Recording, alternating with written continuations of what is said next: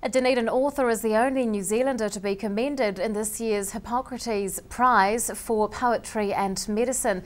Sue Wootton is thrilled to have success in the prestigious international competition, and she joins us to talk about that as well as her work locally.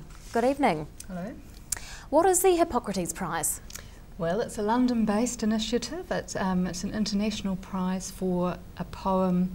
It's an annual event, so they run an international prize for a poem with a medical theme, really. So it's an initiative to really promote the link between poetry and medicine. What did you enter?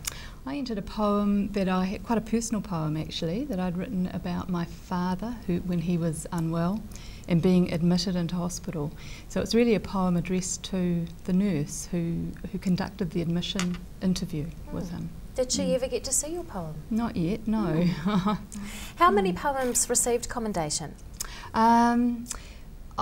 There were about 20 in this open international category, because they have another category for people working in the public health field in England. And then they have an international category and a youth category. So they had about 1,000 entries in the open competition, the international one, of which 20 were commended, and my poem was one of them.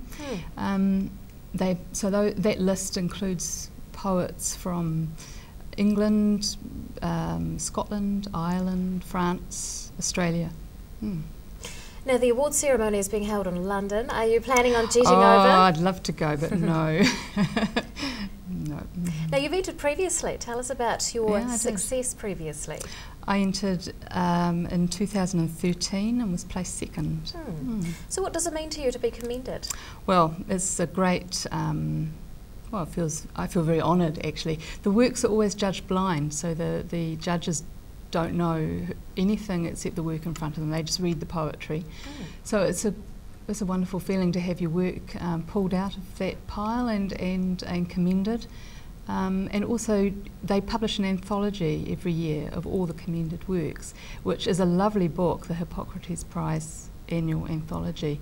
It's a very rich collection of poetry about medicine, and it's a whole collection of imaginative response to being confronted by illness, really, written by anyone, from patients through to high-end specialists. Anyone can enter the competition. Now, on a slightly different note, you're helping with the 3rd annual Dunedin Secondary Schools Poetry Competition. Tell us a wee bit about that. Well, we have been running this competition for 3 years. It's open to high school students, years 9 to 13, in the Dunedin region. This year we have some co-sponsorship with Amnesty International, and we're running the poetry competition on the theme of home.